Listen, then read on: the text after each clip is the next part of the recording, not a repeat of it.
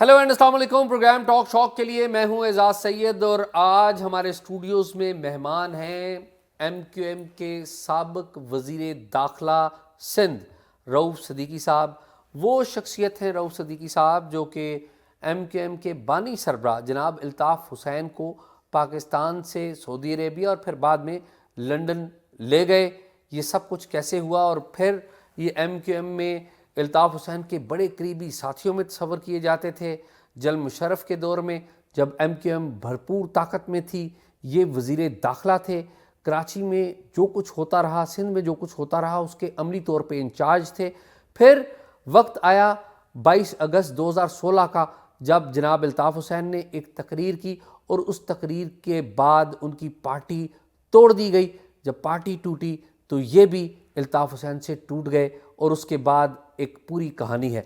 तमाम जो कहानियाँ ये जानते हैं, हम इनसे जानने की कोशिश करेंगे।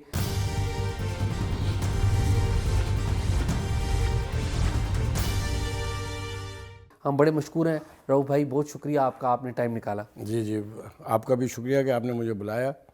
और ज़ाहिर सी बात है, मैं तो चाहता हूँ कि पाकिस्तान के अवाम के सामने हक़ाइक़ आते रहें, बजाय इसके कि अफवाहों की जद में पाकिस्तान का नेशनलिज़म जो है वो कंप्रोमाइज़ हो। मैं चाहूँगा कि हम सबसे पहले ये बात जानने की कोशिश करें कि जनाब अल्ताफ़ हुसैन, जिनका आज भी कराची में, मैं अभी रिसेंटली कराची में था, आज भी बहुत बड़ी तादाद में लोग अल्ताफ़ हुसैन साहब को बहुत पसंद करते हैं। मुझे अच्छा लगे, आपको अच्छा लगे, बुरा लगे, कुछ भी हो, लेकिन जनाब अल्ताफ़ हुसैन के बारे में लोग हमसे भी पूछते हैं जब हम जाते हैं। तो ये फरमाएं कि 1991 के इख्तिताम पे अल्ताफ़ हुसैन साहब के ऊपर एक कातलाना हमला हुआ था कराची में दस्ती बमों के साथ, और उसके बाद हमने देखा कि अल्ताफ़ हुसैन साहब जो हैं वो सऊदी अरब जाते हैं और फिर लंदन। तो एक आम तासुर ये है कि इम्तियाज़ शेख साहब उस वक्त सरकारी अफसर थे, वो अल्ताफ़ हुसैन साहब को टारमेक पे हवाई अड्डे पे छोड़ने गए थे, लेकिन रिसीव सऊदी अरब में आपने किया था। क्या बैकग्राउंड क्या है इस सारी कहानी की? देखिए, ये बहुत पुरानी यादें आपने छेड़ दी। जैसे इंट्रो में भी आपने बोला तो मैं ज़रा चौंका था इस बात के ऊपर कि इतने अपडेट आपके पास माशाल्लाह से। देखिए, हुआ ये था कि उस ज़माने में तो पूरी MQM इंटैक्ट थी और गवर्नमेंट में भी थी और सारी चीज़ें रावी चैनी चैन और अच्छा लिख रहा था। तो वहाँ पर वो अपना इलाज कराने के लिए और चेकअप कराने के लिए गए थे किडनी का, क्योंकि इनको किडनी की प्रॉब्लम बहुत शदीद हो गई थी। जब ये गिरफ़्तार हुए थे तो इनके ऊपर बड़े टॉर्चर हुए थे, जिसकी वजह से किडनी डैमेज हुई थी। तो वो ऑपरेशन करा के, तो मैं इत्तेफाक से, मैं आपको सिर्फ ये बता दूं कि मैंने सियासत पाकिस्तान में नहीं की, मैंने सियासत सऊदी अरब में और मिडल ईस्ट में की, और मैं पहला चीफ ऑर्गेनाइजर था पूरे उसका। मैंने ऑर्गेनाइज़ किया है वो पूरा ओवरसीज़, MQM ओवरसीज़ मैंने शुरू किया था। उसके बाद फिर ये बहुत ज़्यादा फैल गया था। खैर, तो मैं कराची आया हुआ था, तो रात के 12-1 बजे 2 बजे के करीब मुझे चेयरमैन अजीम अहमद तारिक का फ़ोन आया घर के ऊपर, कह रहे हैं कि तुम कहाँ हो, सुबह पहुँच जाओ। खैर, मैं जब सुबह 4 बजे उन्होंने बताया, मैंने कहा पता नहीं क्या है। जब मैं तैयार होकर पहुँचा तो पता चला कि जी वो एयरपोर्ट जाना है, भाई आ रहे हैं। मैंने कहा अच्छा ठीक है। लंदन से ठीक, चेकअप करा के आ रहे थे। ठीक। और जब आए वहाँ पे उतरे तो पूरा एक प्राइम मिनिस्टर प्रोटोकॉल लगा हुआ था। तो वो गाड़ी जो थी जिसमें सब लोग बैठ गए थे, तो सबसे आगे जो पायलट कार थी उसमें एहसन तारिक थे और गालिबन नदीम नुसरत उस वक्त इनके पर्सनल सेक्रेटरी थे बानी कायद के। तो सबसे अगली गाड़ी में मैं था। तो हम लोग चलते चलते आए तो गरीबाबाद से हम सीधे निकल गए, पता चला ये गरीबाबाद की गलियों से मुड़ गए 90 पहुँच गए। जब हम वहाँ पहुँचे, अच्छा वो गाड़ी मैंने खुद देखी, ब्लू रंग की हाई रूफ थी जिसके अंदर 2 बंदों की लाशें पड़ी हुई थी। मैंने कहा ये क्या हुआ यहाँ पे। जब वहाँ पहुँचा मैं तो अच्छा, फिर चूँकि हम जागे हुए थे और उस वक्त पता भी नहीं था कि क्या हुआ है, मैं घर आके सो गया। मेरा घर करीब ही था। जब 3 बजे 3:30 बजे मैं उठा सो के, तो फिर मैंने कहा चलो वहाँ चलते। जब मैं 90 पहुँचा तो वहाँ पूरे सेक्टर वगैरह थे और ये तकरीर कर रहे थे। तो जब गेट से मैं दाखिल हुआ, वहाँ से पहले गेट लगे हुए थे, तो उन्होंने इशारा किया, तो मैं समझा मुझे बुला रहे, तो मैं दौड़ता हुआ आया। तो कहा कि मैं इन लोगों को ये बता रहा था कि सब ने मुझे कहा आ जाओ, मेरे पास इन्फॉर्मेशन थी। अच्छा, जब वो तहकीक कर रहे थे तो अजीम तारिक और ये सब, मैंने कहा कि क्या हुआ है। تو انہوں نے کہا تم کو نہیں پتا ہے ان پہ تو قاتلانہ حملہ ہوا ہے, دستی بم ہاتھ میں پڑ گئے تھے وہ. تو پریشانی تو بہت زیادہ, پینک پھیلا ہوا تھا پورے شہر کے اندر. اور جب یہ MQM نے اون کر لیا کہ یہ قاتلانہ حملہ تھا, تو پھر میں نے بانی و قائد کو کہا, پوری رابطہ کمیٹی بیٹھی ہوئی تھی, یہ میں جتنی بھی باتیں کروں گا نا سارے زندہ لوگ موجود ہیں, میں نے کہا کہ یہ تو عجیب و غریب. انہوں نے کہا کہ غلام اسحاق خان نے مجھے کہا کہ آ جائیں. کیا اس کے پاس یہ اطلاعات نہیں تھی؟ بینک ڈکیتی جو ہے وہ دستی بمبوں سے کبھی ہوتی ہے. اور صدر غلام اسحاق خان ہے اور army chief general Aslam Baig ہے. اسلم بیگ. تو ہوا کیا, اچھا وہ بھی ایک بڑی ایک کہانی ہے, وہ میں پھر آپ کو پھر بعد میں بتاتا ہوں. نہیں ابھی بتائیں. اس کے ساتھ بتاتا ہوں, پہلے یہ ورنہ ادھورا رہ جائے گا. یہ ایک دفعہ میں نے ڈاکٹر دانش کے شو میں بھی بتا چکا ہوں کئی برس پہلے. تو میں نے ان سے کہا کہ آپ ایسا کریں, ابھی چلیں یہاں سے, کیونکہ پینک پھیلا ہوا تھا بری طریقے سے ہر شہر کے اندر. میں نے کہا اب یہاں سے چلے. میں سعودی عرب سے آیا تھا, میں نے کہا کہ تو کہنے لگے کہ یار ابھی تو میں آیا ہوں, میں کیسے چلا جاؤں. تو باقی رابطہ کمیٹی اور چیئرمین وغیرہ سب بیٹھے تھے. میں نے کہا آپ ایسا کریں, شکرانے کے عمرے کا اعلان کریں کہ چیک اپ ٹھیک ہو گیا اور آپ چلیں. تو رات کو 3-3:30 بجے انہوں نے مجھے فون کیا کہ تم جدہ پہنچو, میں آ رہا ہوں. تو 2 دن کے بعد وہ جدہ آئے تھے, پھر وہ 1 مہینہ وہاں رہے. اور یہ کون سی ڈیٹ کو وہاں پہ آپ کے پاس آتے ہیں؟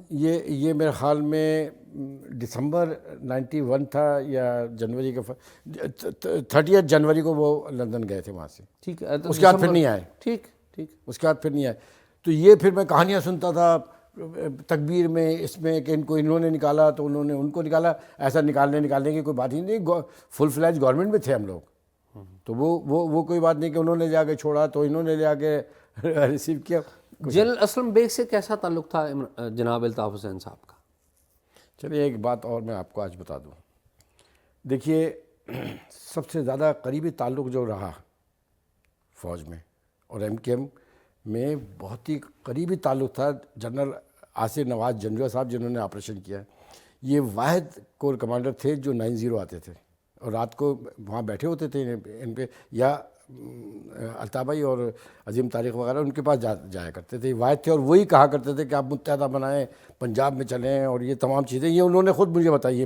یہ آرمی چیف بننے سے پہلے کی بات کر رہے ہیں. کور کمانڈر تھے یہ کراچی کے. تو پھر کیا ہوا کہ اب میں یہ ساری جو بات بتا رہا ہوں, یہ میں تو نہیں موجود تھا نا, تو یہ تو بانی اور قائد نے خود مجھے بتایا مکہ میں اور مدینہ میں. ہم لوگ جب بیٹھے تھے پوری رات بیٹھتے تھے, 1 مہینہ رہے.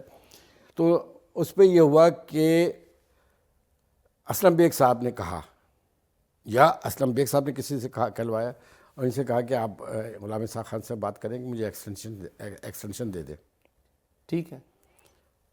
تو انہوں نے فون اٹھایا, ان کی عادت ہے, وہ فون اٹھایا, انہوں نے غلام اسحاق خان سے کہہ دیا, کیونکہ اس وقت تو MQM تو بہت بڑی وہ تھی نا, یہ بڑا فخر محسوس ہوتا تھا کہ ان سے بات ہو رہی.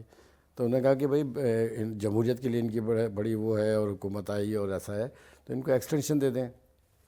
تو غلام اسحاق خان نے کہا کہ الطاف بھائی میں ایکسٹینشن تو نہیں دوں گا, لیکن ان کو بہت اچھی جگہ اکوموڈیٹ کر دوں گا. اچھا, صدر نے کہا کہ جی میں ایکسٹینشن نہیں دوں گا, اس طرح فلیٹلی نہیں کہا جس طرح آپ نے کہا. جی ٹھیک ہے. انہوں نے کہا کہ میرے لیے بڑا مشکل ہو جائے گا, لیکن میں ان کو بہت اچھی جگہ ایکوموڈیٹ کروں گا. اس کے کچھ دنوں کے بعد جنرل آصف نواز جو تھے وہ آرمی چیف بنے, تو 90 کے اوپر جشن تھا کہ ہمارا دوست آ گیا ہے. ٹھیک. جب وہ کال آن کرنے گئے غلام اسحاق خان کے بعد, تو انہوں نے کہا کہ آپ کی تو بڑی MQM کے ساتھ بڑی دوستی ہوتی تھی. انہوں نے کہا, کہتے ہیں وہ تو نہیں چاہتے تھے کہ آپ آرمی چیف بنے, وہ تو مہاجر آرمی چیف اسلم بیگ کے لیے انہوں نے ریکمنڈیشن کی تھی کہ اس کو ایکسٹینشن دے دیں. یہاں سے یہ ناراضگیاں شروع ہوئیں, جو 92 کا آپریشن اتنا فل فلیج ہوا. وجہ یہ بنی. یہ درست ہے کہ ابھی اسلم بیگ صاحب آرمی چیف تھے, تو ایک دفعہ جو کور کمانڈر ہیں انہوں نے کال کی تھی آصف نواز جنجوعہ نے, اور جو الطاف حسین صاحب ہیں انہوں نے کہا تھا اپنے اسٹاف کو کہ ان سے پوچھیں کام کیا ہے, میں ابھی بیزی ہوں. تو اس پہ وہ ناراض ہو گئے تھے. کہ کیا یہ بات بھی درست ہے؟ میرے خیال میں نے تو ابھی آپ کو بتایا ان کے ساتھ تو بڑی اچھی دوستی تھی. ٹھیک. اور پھر جب یہ آپریشن شروع ہوا تو امریکہ سے واپسی میں جنرل آصف نواز جنجوعہ صاحب جو تھے مرحوم, وہ لندن آئے تھے. تو الطاف بھائی ان سے ملنے گئے. انہوں نے کہا کہ جی جو بات ہو گئی تھی وہ ختم کریں, کہ وہ آپریشن شروع ہو گیا تھا. تو انہوں نے کہا نہیں میں نے کوئی دل میں بات نہیں رکھی. یہ ساری وہ باتیں جو انہوں نے مجھے بتائی ہیں, تو یہ میں آپ کو اس لیے بتا رہا ہوں. الطاف حسین صاحب نے آپ کو؟ جی. اچھا یہ بتائیں کہ آپ سے الطاف حسین صاحب بڑا قریبی تعلق بھی رہا, اسلم بیگ صاحب سے بہت قریبی تعلق تھا جناب الطاف حسین صاحب کا. 14 کروڑ روپے تقسیم ہوئے تھے یونس حبیب ڈالیا نے, بے نظیر بھٹو صاحبہ کے خلاف IGI بنائی گئی تھی اور اسلم بیگ صاحب کا حکم تھا. الطاف حسین صاحب نے بھی پیسے لیے تھے. یار آپ دیکھیں, آپ تو ایسے دل کے تاروں کو چھیڑے جا رہے ہیں باجی. میں صرف اتنا بتا دوں آپ کو کہ 14 کروڑ تھے یا 16 کروڑ تھے یا ایسے کچھ تھے. ہوا یہ تھا کہ یہ بھی مجھے انہوں نے بتایا, لیکن بعد میں بریگیڈیئر امتیاز نے ایئر وائی کے چینل پہ کھل کے بولا, اور وہ مجھ سے ملے. میں وزیر داخلہ بھی تھا تو ملاقات بھی ہوتی تھی. تو باقاعدہ پیسے بھیجے گئے تھے کہ آپ یہ لیں اور غریبوں میں تقسیم کر دیں. تو انہوں نے منع کر دیا. انہوں نے کہا نہیں, غریبوں میں نہیں, آپ ایسا کریں, میں غریبوں کو بلا لیتا ہوں جنا گراؤنڈ میں, آپ خود تقسیم کر دیں, میں نہیں لوں گا یہ پیسے. اور یہ سب نے انکار کر دیا کہ میں پیسے نہیں لوں گا. بالکل, ایک پیسہ نہیں لیا گیا تھا.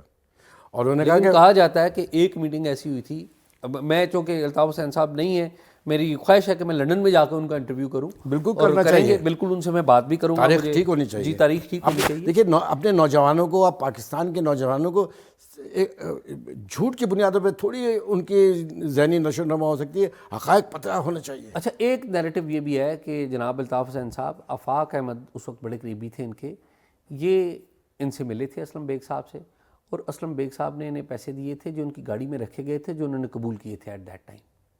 نہیں, ایک نیریٹو یہ بھی ہے, اور ممکن ہے کہ بعد میں دیکھیے ایک بات آپ کو بتاؤں, 91 میں تو جب اسلم بیگ صاحب آرمی چیف تھے, یہ بات میں نے اسلم بیگ صاحب سے خود پوچھی تھی. ٹھیک, جب وہ لندن آئے تھے اپنی پارٹی بنا رہے تھے, ٹھیک, تو وہاں مذاکرات ہو رہے تھے کہ بھائی انہوں نے پارٹی, تو انہوں نے کہا کہ میں اپنی پارٹی بنا رہا ہوں, آپ ایک لسٹ دے دیں تاکہ ان لوگوں کو میں اپنی پارٹی میں نہ لوں. ان کو یہ گمان تھا کہ سویپ کریں گے وہ. تو مسئلہ یہ تھا کہ, تو میں نے ان سے کہا تھا کہ آپ تو آرمی چیف تھے اور MKM کے 2 فیکشن میں تقسیم تو آپ کے زمانے میں ہوا, آپ کے نیچے ہوا, تو اب ہم کیسے آپ سے بھروسہ کر لیں کہ آپ کہہ رہے ہیں کہ ہمیں بہترین پولیٹیکل ریلیشن شپ کے. یہ بات چیت میری ہوئی تھی بینگ اے چیف آرگنائزر, اور دوسرے لوگ بھی پارٹی کے لوگ تھے. میں تو صرف اپنی بات کر رہا ہوں نا, جو میں تھے اور لوگوں نے بھی بات کی تھی, وہ پورا دن رکے تھے وہاں پہ.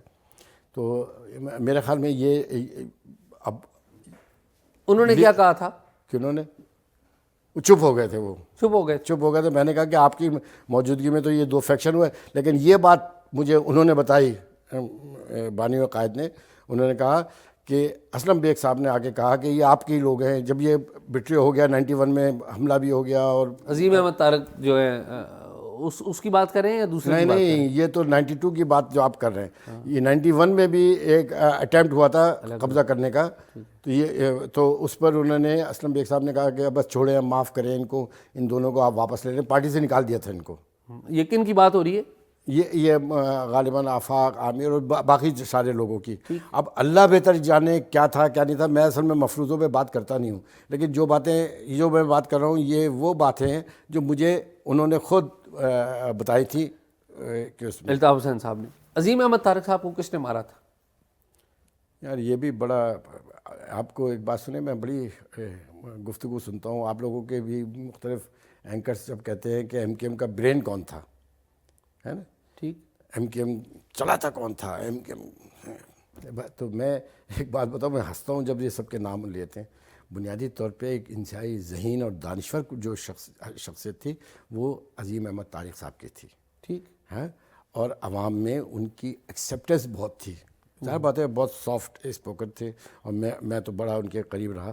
لیکن اصل بات یہ تھی کہ یہ بھی آپ کے اس میں بتا دوں کہ MKM کا جتنا لٹریچر اور جتنے بھی آپ چیزیں دیکھ رہے ہیں نا, اس میں 95% جو لٹریچر لکھا ہوا ہے نا, وہ بانی اور قائد کا خود کا اپنے ہاتھ سے لکھا ہوا ہے. دوسروں کے نام سے ہوئے, نعرے تک, زیادہ تر نعرے بھی انہیں کے دیے ہوئے ہوتے تھے, لیکن دوسروں کے ناموں سے ہوتا تھا, لیکن سارا لٹریچر انہیں کے ہاتھ کا لکھا ہوا تھا.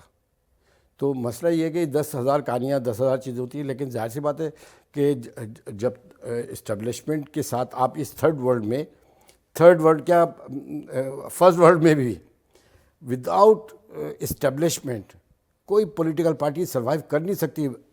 گو کہ ان جگہوں کے اوپر ان کے دائرے کھنچے ہوئے کہ اس سے زیادہ نہیں, اور پھر پولیٹیکل لیڈرشپ آگے بڑھ کے کام کرتی ہے، یہ ڈیولپ کنٹریز کے. لیکن تھرڈ ورلڈ میں تو آپ بغیر اسٹیبلشمنٹ کے ایک قدم نہیں چل سکتے. آپ جلوس نہیں نکال سکتے. آپ جلوس نکالیں گے دو بم پھوڑ دے گا کوئی آ کے. تو سیکورٹی کا بندہ ساری چیزیں کرنا، ساری باتیں کرنا. بھی گئے ہوم منسٹر تو میں نے اپنے آنکھوں سے دیکھا ہے نا کہ کتنا اہم ترین کام ہوتا ہے. ایون سنی تحریک کے کئی جلوس نکلتے تھے یا جماعت اسلامی کے جلوس نکلتے تھے، میں بیٹھ کے میٹنگز کرتا تھا ان کی کہ کامیابی کے ساتھ ہو جائے. اچھا یہ بتائیں کہ الطاف حسین صاحب نے آپ کو فون کیا رات کے 3 بجے کہ جی آپ جدہ جائیں، میں آ رہا ہوں میں اگلے دن. آپ چلے میرے مشورے پہ. آپ کے مشورے پہ ظاہر ہے. جی ہاں. ٹھیک ہے، آپ چلے جاتے ہیں. الطاف حسین صاحب کو آپ جدہ میں ریسیو کرتے ہیں اور پھر 1 ماہ آپ انہیں اپنے پاس رکھتے ہیں. تو ظاہر ہے الطاف حسین صاحب ایک بڑے لیڈر تھے، ان سے ملنے والے بڑے، دسترخوان بڑا تھا، ملنا ملانا بہت تھا. تو پیسے کون خرچ کرتا تھا وہاں پہ؟ آپ کو پتہ ہے کہ جب میں نے مڈل ایسٹ کو آرگنائز کیا تھا نا تو ہم چندہ جمع کرتے تھے. اور ادھر بھی چندہ جمع کرتے تھے؟ ایم کیو ایم کی ایک پالیسی ہمیشہ سے رہی یہاں پر بھی اور وہاں پر بھی کہ ایم کیو ایم کا جو کارکن ہے وہ اپنی تنخواہ کا 1%، 1.5% کمپلسری دے گا. لیکن وہ زمانہ تو ایک وہ بنا ہوا تھا نا کہ سب آگے بڑھ کے کرتے تھے، تو دسترخوان وغیرہ کا خرچہ تو کچھ بھی نہیں ہوتا تھا. تو اور اخراجات اور ایکٹیویٹی کیا تھی الطاف حسین صاحب کی جب آپ کے پاس آئے 92 میں؟ نہیں کچھ نہیں. وہاں پہ جو پروگرام ہوتے تھے، جلسے ہوتے تھے جو ہم روٹین میں بھی کرتے تھے، ہال بک کرا لیتے تھے. اور بہت سارے ایسے ساتھی تھے جن کی ہوٹلیں تھیں تو اس کے اندر کھڑے ہو کے تقریریں کرتے تھے. اور مطلب لوگ بڑھ کے کرتے تھے. کیا الطاف حسین صاحب کو ایٹ دیٹ ٹائم پتہ تھا کہ اب وہ وطن واپس نہیں لوٹیں گے؟ کیا پلان تھا اس وقت ذہن میں؟ نہیں، میرے خیال میں تو ان کے تو بالکل ذہن میں تھا کہ واپس جانا ہے.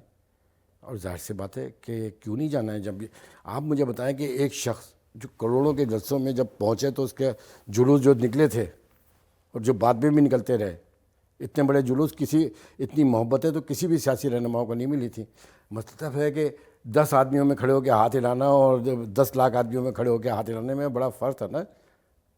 یہ تو پھر تو مسئلہ یہ تھا کہ وہ دھکیلی گئے نا وہاں پہ. پھر معاملات یہ الگ ہو گئے. اچھا یہ فرمائیں اور یہ نہیں کئی جو میں جانتا ہوں ایک واقعہ تو میرے سامنے کا، اس سے پہلے بھی انہوں نے بتایا میں نے 2-3 دفعہ کوشش کی کہ میں پاکستان واپس چلا جاؤں. انہوں نے کوشش بھی کی اور ایک دفعہ کی بات تو میں بالکل آپ کے پروگرام میں، وہ 2016 والی بات کر رہے ہیں؟ نہیں 2016 کی بات کی. 2016 کے بعد سے تو میرا کوئی رابطہ نہیں ہے. اچھا. لیکن میں اس کی بات پہلے ایک بات بتا رہا ہوں اور میں زندہ جاوید لوگوں کے نام لے رہا ہوں نا، جو کہانی آپ کو بتا رہا ہوں یہ کوئی ایسی کہانی نہیں. ابھی تو لوگ زندہ موجود ہیں نا، اور یہ انڈر اوتھ بتا رہا ہوں میں. اول تو آپ اگر مجھے اکیلے میں پوچھیں گے تو میں بات کروں گا. میں جھوٹی تاریخ نوجوانوں میں اور بچوں میں تھوڑی منتقل کر سکتا. 22 اگست سے پہلے جب میں مذاکرات کر رہا تھا گورنر ہاؤس میں، گورنر عشرت علی بات خان گواہ ہیں، انہوں نے میٹنگ. اچھا نہیں میرے خیال میں معذرت چاہتا ہوں، اس کے اوپر ہم بعد میں آئیں گے. ہم ترتیب ابھی خراب نہیں کرتے. آپ کے پاس ہیں الطاف حسین صاحب، آپ ان کے جلسے کروا رہے ہیں جدہ میں، ملاقاتیں ہو رہی ہیں اور پھر پارٹی چلاتے تھے، پارٹی چلا رہے تھے. اور آپ یہ بتائیں پھر اچانک یہ کیسے پلان بن گیا کہ نہیں جدہ نہیں لندن؟ اس کی وجہ کیا تھی؟ اس کی وجہ ہاں یہ بات اب آپ کو میں بتاؤں. ہوا یہ کہ غلام حسن خان یہاں پریسیڈنٹ تھے اور یہ وہیں پہ تھے، پورا مہینہ رہے. اچانک میں نہیں جانتا تھا، اچانک فون آیا کہ ایک ایڈوائزر سندھ غالباً مروت صاحب آئے تھے، عرفان اللہ جو اسحاق خان صاحب کے داماد تھے. ہم تو نہیں جانتے تھے، ہم تو اوورسیز میں رہتے تھے. میں تو یہاں کے پولیٹیشنس وغیرہ کو بھی نہیں جانتا تھا. میں تو وہیں کا اوورسیز کا ہی عہدیدار جو بھی تھا لیڈر تھا، اور ایسے ٹچر ٹائپ کا بھی نہیں تھا، بہت پاپولر تھا میں. تو پتہ چلا کہ وہ آ رہے ہیں ملنے کے لیے. تو ظاہر بات ہے میں نے ان کو ریسیو کیا. نام تو سنا ہوا تھا. اور پھر وہ میرے خیال میں مشیر داخلہ تھے اس وقت. تو ہم تو ان کے بانی و قائد کے آگے تو کسی کو بھی نہیں سمجھتے تھے. پھر یہ ہوا کہ جب وہ اوپر آئے تو ڈرائنگ روم میں کونے پہ جو تھا دروازہ بند ہو گیا، یہ بیٹھے رہے 1-1.5 گھنٹہ رہے، چائے وغیرہ ہم لوگ دیتے رہے باپ. تو وہ جدہ میں ہمارے ایک آرگنائزر تھے محبوب جیلانی، ان کا گھر تھا، وہاں پہ ملاقات ہوئی. جب وہ ملاقات وغیرہ ختم ہو گئی اور وہ چلے گئے، وہ 1-1.5 گھنٹے بیٹھے تھے وہ آ کے. اب ہم بے چین تھے کہ کیا بات ہوئی، لیکن ہم پوچھتے نہیں تھے نا. لیکن وہ ہمارے ساتھ بیٹھ کے اپنے، میرے ساتھ ہی نہیں ہر کارکن کے ساتھ وہ ایسے ہی کرتے تھے. پوری پوری رات گپ شپ ہوتی تھی. وہ تاریخ بتاتے تھے کہ یہ ہوا تھا تو یہ ہوا تھا تو یہ ہوا تھا. انہوں نے پتہ ہے کیا کہا؟ انہوں نے کہا یار بہت صحیح فیصلہ ہوا آنے کا میرے. میں نے کہا خیریت؟ کہہ رہے ہیں کہ انہوں نے کہا ہے آ کے کہ ابھی آپ نہیں آئیے گا، آپ کی جان کو بہت شدید خطرات ہیں، اور اچھا ہوا آپ نکل گئے. اور کس سے خطرہ ہے؟ یہ نہیں انہوں نے بتایا، یہ انہوں نے نہیں بتایا. اب وہ زندہ ہے، ان سے فون کر کے پوچھ لیجئے، مروت صاحب بھی زندہ ہے، ٹھیک. اور لندن بھی فون کر لیجئے، باقی باتیں تو وہ بتا دیں گے. تو اصل میں آپ پوری تاریخ جاننا چاہ رہے ہیں تو یہ تو چند چیزیں میں نے آپ کو ٹپ کے طور پہ بتائی، کیونکہ دیکھیے اتنا شاندار انٹریکشن اسٹیبلشمنٹ کے ساتھ ایم کیو ایم کا اور بانی و قائد کا رہا ہے ہمیشہ. اچھا، الطاف حسین صاحب اسٹیبلشمنٹ کے آدمی تھے یا اسٹیبلشمنٹ سے برابری کی سطح پہ ان کا تعلق تھا؟ مطلب آدمی تو نہیں تھے، نہیں کہا جاتا ہے نا کہ پلانٹڈ نہیں تھے. نہیں، کہتے تو یہ ہے نا کہ ضیاء الحق صاحب نے کچھ کیا کیونکہ وہ پیپلز پارٹی کو کارنر کرنا چاہتے تھے ضیاء الحق صاحب کراچی میں، اس لیے ایم کیو ایم کو سپورٹ کی گئی. وہ پتہ نہیں وہ ضیاء الحق صاحب کر رہے ہوں گے یا سب لوگ کر رہے ہوں گے، لیکن مسئلہ یہ تھا کہ ضیاء الحق صاحب جب شہید ہوئے ہیں نا، جب ان کے جہاز واز گرا ہے، سب چیزیں ہوئی ہیں، تو اس وقت انہی کے دور میں 5000 سے زائد ایم کیو کے کارکنان ذمہ دار انکلوڈنگ الطاف حسین جیل میں تھے. اور خود ضیاء الحق صاحب کا ایک انٹرویو تھا اسی زمانے میں کہ کراچی کو ایک آپریشن کی ضرورت ہے. ٹھیک ہے نا. تو مسئلہ یہ تھا کہ وہاں پر تو جماعت اسلامی بھی تھی، لیکن یہ اگر آپ تھوڑا سا سیاق و سباق میں اتنا سا جائیں گے تو آپ کی سمجھ میں آ جائے گا. یہ کسی کی عاشقات سے بلا دیا کہ روکنے کی تو کوشش ہوئی لیکن بلڈوز نہیں کیا، کیونکہ چیزیں ہاتھ سے باہر ہو گئی تھیں، کیونکہ اپوزیشن اتنی زیادہ تھی. ادھر جماعت اسلامی تھی جو اسٹیک کے اوپر آ گئی تھی، اور جماعت اسلامی تو پرو اسٹیبلشمنٹ تھی نا ہمیشہ سے. نہیں، وہ ان کا تو ایک طریقہ کار ہے آج تک ہے. تو مسئلہ یہ ہے کہ 1973 میں جب یہ کوٹا سسٹم لگا اور پھر اس کے بعد جو ڈسکرمنیشن ہوا، پھر سندھ کے شہری علاقے لڑکانہ ادھر سب میئر اور چیئرمین ایم کیو ایم کے آتے، مہاجر آتے تھے، اردو اسپیکنگ آتے تھے. وہ پورے شہر خالی کرائے گئے مرتضی بھٹو کے زمانے میں جب وہ چیف منسٹر تھا. پھر اردو کا جنازہ بڑا دھوم سے نکلے. یہ تو میر شکیل الرحمان نے جنگ کے ہیڈ لائن میں کیا کہ پھر 2 لسانی بل لایا گیا اردو اور سندھی کا. خیر وہ تو کوئی بات، لیکن ہوا یہ کہ وہ ڈسکرمنیشن اتنا بڑا کوٹا سسٹم میں کہ کراچی، حیدرآباد، نواب شاہ سکھر کے جتنے بھی ٹنڈو لہر جتنے بھی نوجوان تھے وہ پستے چلے گئے اس کے اندر، اور ان کی تمام سیٹیں چھن گئی، ان کی نوکریاں چھن گئی. پھر اخبارات میں یہ اشتہار آتا تھا کہ کراچی، حیدرآباد اور سکھر کے نوجوان اپلائی نہ کریں. یہ آپ کو میں بتاؤں. تو مسئلہ یہ فرسٹریشن تھا. پھر یہ جو ظلم کی ایک کیفیت تھی وہ چلتے چلتے یہ ہوا کہ بشرا زیدی جو تھی، اچھا خود بانی و قائد اور یہ عظیم تاریخ والا یہ یونیورسٹی میں پڑھتے تھے، ان کو وہاں سے نکالا کیونکہ وہاں جماعت اسلامی نے انہوں نے کٹائی لگائی، بہت مار لگائی.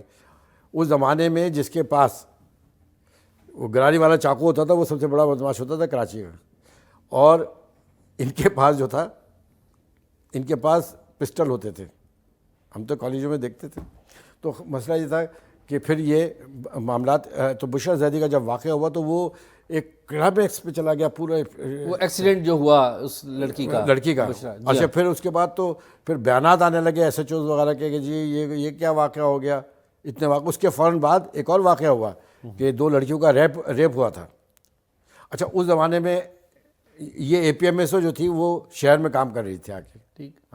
مجھے تو نہیں معلوم کیا تھا، وہ کراچی یونیورسٹی سے کرتے کرتے پھر یہ خود پتہ اس وقت چلا جب یہ بالکل ایکسٹریم پہ نیشنل پارک میں آ گئے. اچھا واللہ عالم یہ تو وہ کہانی ہے جو میں نے سنی. میں تو سعودی عرب میں تھا. اچھا یہ بتائیں کہ فرسٹ ہینڈ اکاؤنٹس کے اوپر بات کرتے ہیں نا، سنی سنائی پہ نہیں، فرسٹ ہینڈ اکاؤنٹس. ہاں نہیں، لنڈن کیسے گئے؟ کون لے کے گیا لنڈن؟ وہ تو پھر خود چلے گئے. نہیں، وہاں پر کون رابطے میں تھا؟ آپ کو تو پتا ہوگا. نہیں وہاں پہ ہمارا بہت بڑا یونٹ تھا جس میں محمد انور، طارق میر، یہ لوگ اکاؤنٹنسی کی کوئی کمپنی وغیرہ چلاتے تھے. پھر وہاں بہت بڑا یونٹ تھا. امریکہ میں یونٹ تھے، آسٹریلیا میں یونٹ، اوورسیز میں پورا تھا. وہ گئے تو ان لوگوں نے ریسیو کیا ان لوگوں کو، اور پھر وہاں پہ رہے وہ، اور پھر وہیں سے معاملات چلتے رہے۔ اچھا یہ بتائیں کہ الطاف حسین صاحب لندن چلے جاتے ہیں اور پھر آپ کا ملنا جلنا اور زیادہ تعلق واسطہ آپ کا الطاف حسین صاحب سے بن جاتا ہے، آپ جدہ میں ہی ہیں، تو جدہ میں جب آپ تھے تو کتنی دفعہ لندن گئے آپ ٹریول کرنے الطاف حسین صاحب سے ملنے؟ بے شمار دفعہ، ہر میٹنگ میں، کیونکہ اس زمانے میں تو پارٹی میں سبھی لوگ آگے پیچھے ہو گئے تھے نا، سب نے وفاداریاں تبدیل کر دی، کوئی ادھر بھاگ گیا کوئی ادھر بھاگ گیا، تو پھر یہ اوورسیز سے چلتی تھی، اور میں چیف آرگنائزر تھا۔ پھر امریکہ کے چیف آرگنائزر ہوتے تھے محمد یونس، اور ہم لوگ وہاں پہ بیٹھتے تھے۔ پھر یورپ کے چیف آرگنائزر، تو یہ 4-5 ہی افراد ہوتے ہیں جو رابطہ کمیٹی پہلی دفعہ بنائی تھی 93 میں 94 میں، وہ ہم لوگوں نے بنائی تھی۔ ہم نے سے مراد یہ کہ میں بھی اس میٹنگ کا ایک حصہ تھا، ٹھیک۔ اور پھر یہ رابطہ کمیٹی بنائی گئی تھی، میں نہیں تھا اس میں رابطہ کمیٹی میں کبھی رہا ہی نہیں، اچھا ایک بتائیں بات، اور اپنی مرضی سے نہیں تھا۔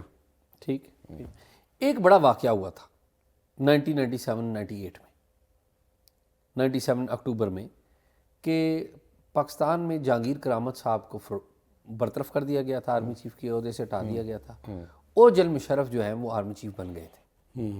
جل مشرف کا کیا تعلق تھا جناب الطاف حسین صاحب سے اور آپ سے؟ ہاں دیکھیے یہ بھی کہانی میں نے بڑی سنی ہے، اب یہ میں اپنے ڈائریکٹ آپ کو انفارمیشن بتا رہا ہوں، ٹھیک۔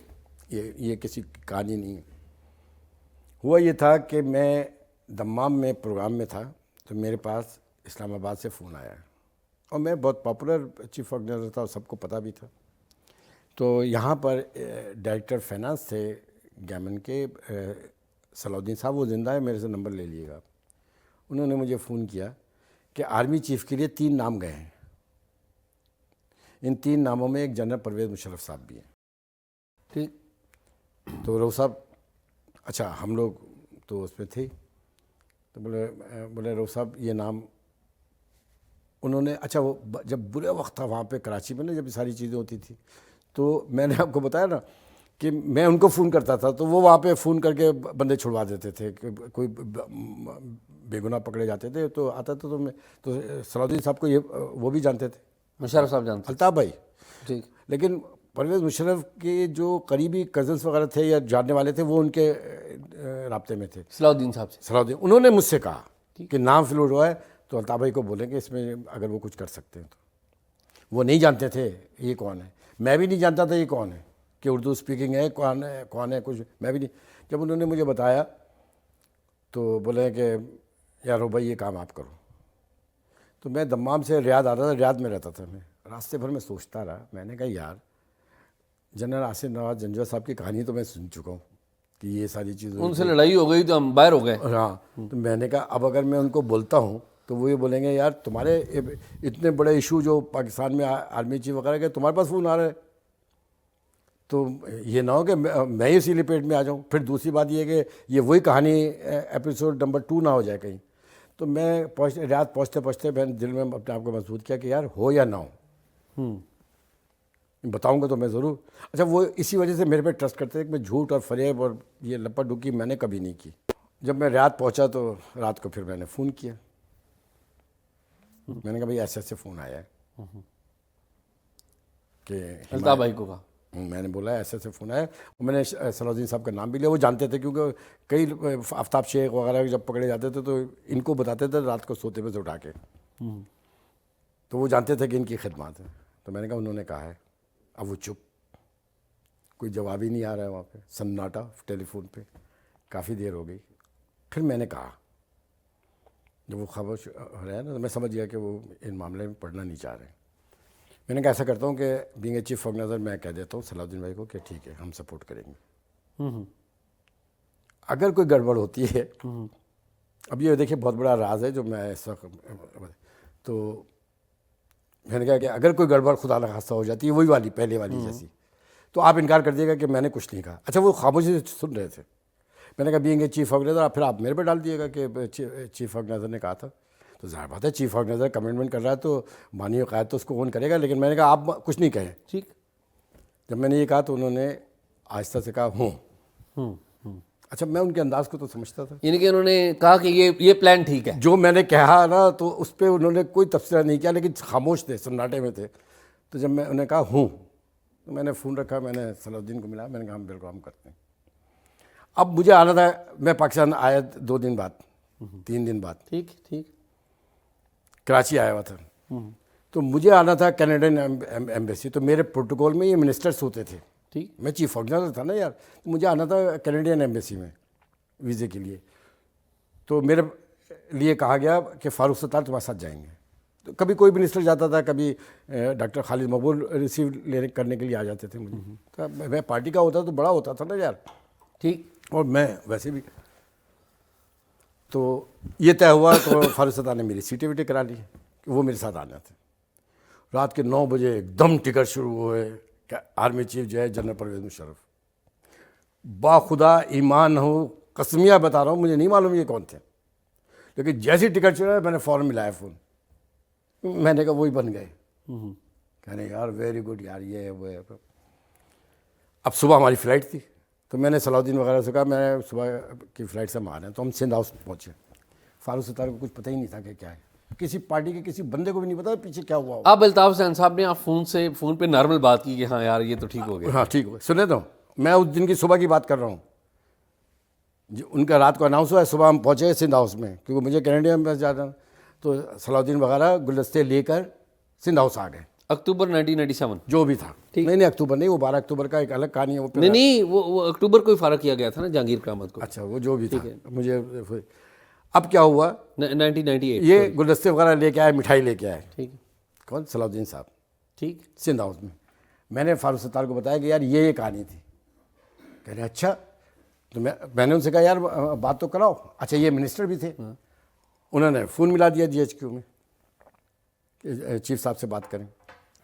فاروق ستار نے ملایا؟ فاروق ستار نے نہیں ملایا, صلاح الدین صاحب نے جو ان کے لوگ تھے ٹھیک ٹھیک ان کو ملایا فون. ٹھیک, کہ چیف صاحب سے بات کریں گے, کریں. وہ جو ان کے AD سے تھے یا کوئی بھی تھے, وہ لائن پہ آ گئے.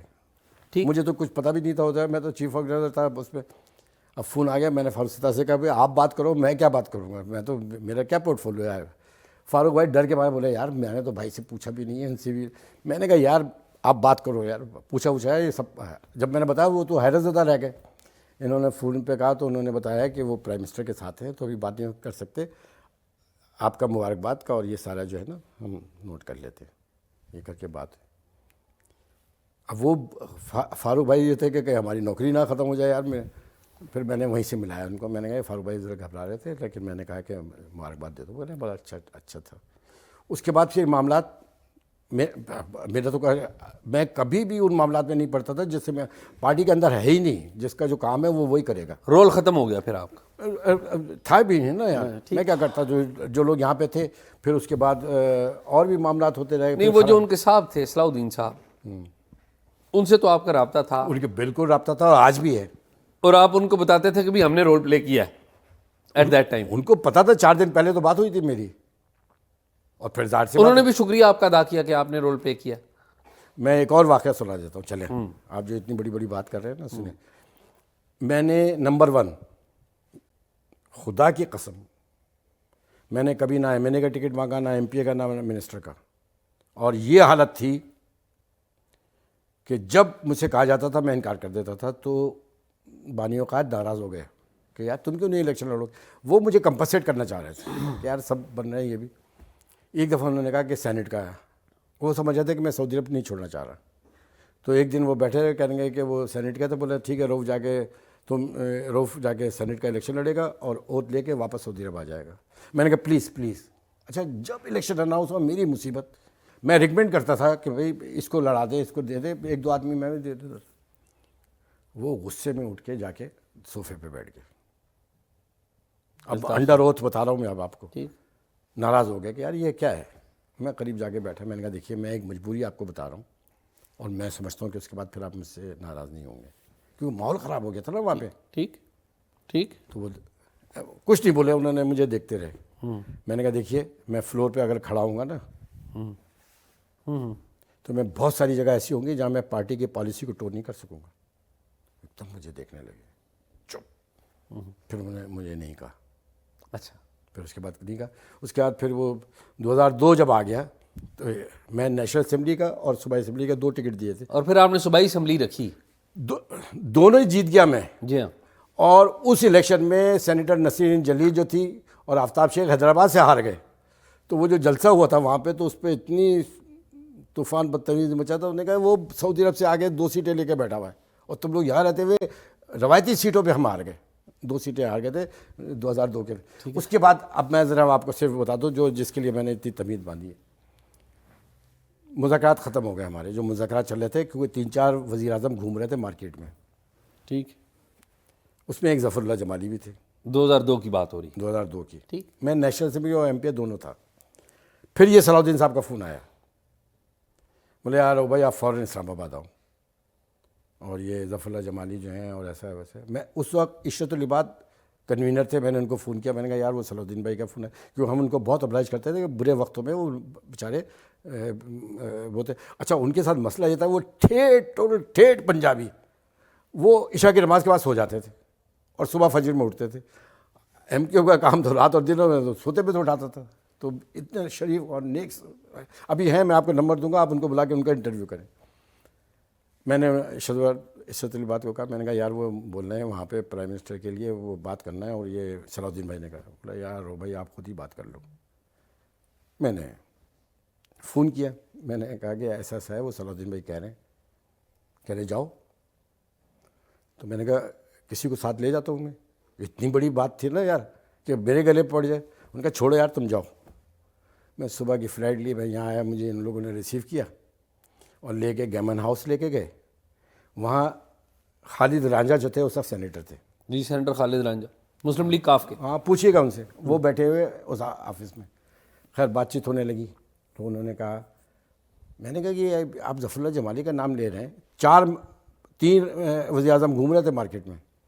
میں نے کہا آپ ظفر اللہ جمالی کے لیے کہہ رہے ہیں. ان کے لیے تو 2 عہدے انہوں نے مکمل کیے. الیکشن ہو چکے ہیں.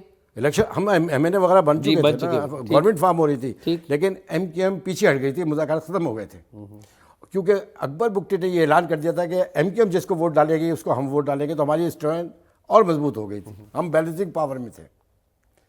اب کیا ہوا کہ جب میں نے ان سے کہا کہ تو 2 عہدے ہیں اس کے, یہ کیسے بنے گئے پرائم منسٹر. تو خالد رانجھا نے کہا کہ رف صاحب ہم سپریم کورٹ سے انٹرپریٹ کرا لیں گے. ایک ہی عہدہ ہے ان کا. اب وہ بتا نہیں رہے کہ ہمارے نام یہی ہیں. اس کے بعد 12 ساڑھے 12 1 بج گیا. تو 12 ساڑھے 12 بج گئے. انہوں نے کہا چلیں پھر گھر پہ کھانا کھاتے ہیں. تو ایک صاحب تھے ان کے گھر پہ کھانے پہ گئے. اب پتہ نہیں ان کا نام یاد نہیں آ رہا مجھے. جب کھانے پہ بیٹھے تو مجھے ان کی مزاج بھی پتہ ہے نا کہ وہ بول رہے ہوں گے یار یہ روف گیا ہوا ہے ابھی بات نہیں کر رہا ہے. 2.5-3 گھنٹے ہو گئے. تو جب وہاں بیٹھے تو میں نے ظفر اللہ جمالی سے جیسے آپ بیٹھے ہوئے تھے خالد رانجھا وغیرہ. میں نے کہا یار جمالی صاحب آپ ایک بات سنیں. آپ تو پرائم منسٹر بننے کے لیے ہم سے ووٹ مانگ رہے ہیں. ہم پر 10-12 سال سے آپریشن ہوا ہے. لوگ مر گئے ہیں. یہ سب مر گئے ہیں وہ مر گئے. آپ ہمارے لیے کیا کریں گے. خدا یہ اسٹریٹ فارورڈ. اس نے کہا دیکھیں رؤف صاحب میں بھی کسی کے ان کے کہنے سے آ رہا ہوں تو میں ان سے تو کچھ نہیں آپ کے لیے نہیں لڑ سکتا. انہوں نے کہا کہ میں بیسیکلی فوج کے کہنے پہ آ رہا ہوں. ہاں میں ان سے لڑائی نہیں کر سکتا. ہاں ان کے لیے میں کچھ نہیں کر سکتا. وہ آپ لوگوں نے خود کرنا ہے. لیکن بحیثیت پرائم منسٹر میں بلوچ ہو کے وعدہ کر رہا ہوں کہ MQM کا کوئی کام میں نہیں روکوں گا. انہوں نے یہ کہا کہ فل اسٹاپ کر دیا. اب میں اس کا انہوں نے فوج کا نام لیا تھا یا اشارتاً؟ نہیں لیا تھا. نہیں انہوں نے اشارتاً یہ کہا تھا جو مجھے لانے والے ہیں میں ان سے کیا کروں گا آپ کے لیے. ہاں انہوں نے کہا کہ میں برج بننے کے لیے تیار ہوں. یہ آپ لوگوں کو خود کرنا ہوگا. لیکن بینگ اے پرائم منسٹر آپ کا کام کوئی نہیں رکے گا آپ لوگوں کا.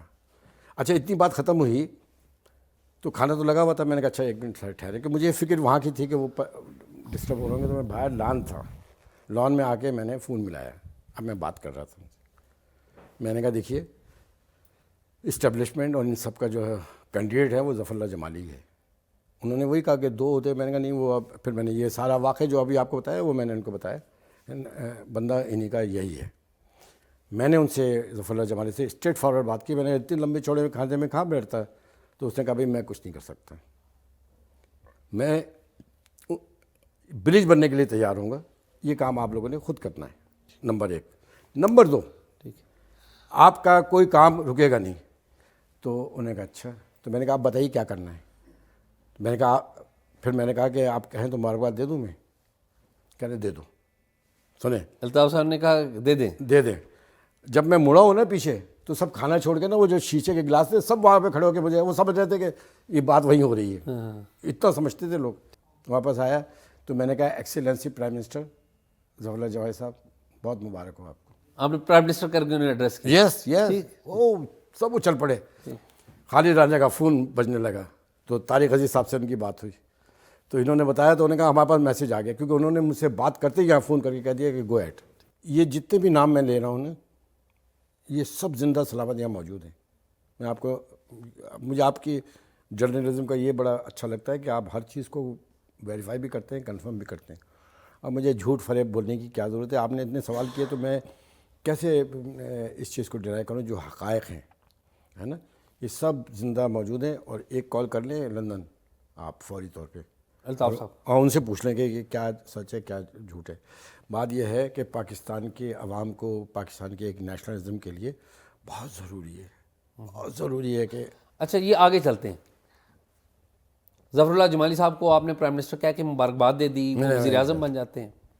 اب مرکز میں اچھا ہاں پھر ایک بات اور ہوئی. ٹھیک. وہ جیسے ہی ہو گیا نا پرائم منسٹر کا تو میں نے طارق عزیز کو انہوں نے بتایا تو صلاح الدین صاحب نے ان لوگوں نے کہا کہ بھائی بات سنیں، جو ٹیم ایم کیو ایم کے منسٹرز کی بنائی ہے نا وہ الگ ہوں گے اور رؤف صدیقی کے پورٹ فولیو بالکل الگ ہوگا اور ان کی پسند کا ہوگا. تو جمالی صاحب کا بالکل ہوگا تو میں ہنسنے لگا ان کی بات پہ. میں نے کہا چھوڑے. تو پھر میں یہاں سے جب نکلا وہ ایئرپورٹ سے میں جب کراچی پہنچا تو 2 فون جمالی صاحب کے پہنچے فون آئے ہوئے تھے کہ خیریت سے پہنچ گیا نہیں پہنچ گیا. اور پھر میں جب میں پہنچ گیا تو پھر میں نے کہا ہاں میں خیریت سے پہنچ گیا.